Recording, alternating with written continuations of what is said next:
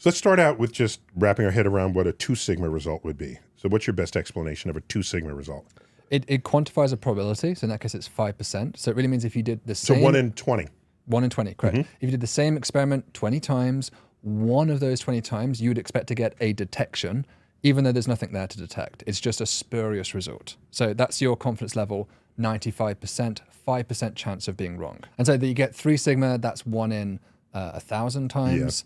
Yeah. Okay. And 5 sigma would be like the gold standard, and that's like 1 in 10 million. So that's kind of the Higgs boson level of confidence that we had when that was announced, with the Nobel Prize winning discovery. So this is not yet 5 sigma.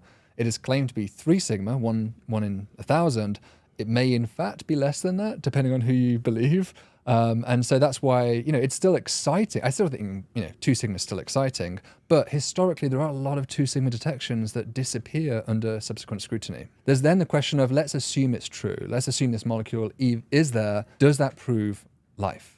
Which is another very challenging question to unpack. That would be the interpretation of the result being correct. Correct. I mean, there are many skeptics who say even no one single molecule will ever be convincing proof of life. You can't just look at a silver bullet like this. It doesn't exist. In fact, Sarah Seeger, who was the PhD advisor to Nicky Medusan, who published this paper, published a paper the next day saying exactly that. There's no such thing as a silver bullet biomarker. So it's kind of funny, the timing of these two papers. She's coming after a student, slapping on the wrist. I think it was coincidence these papers came out, but it was amusing to see that timing. Yeah.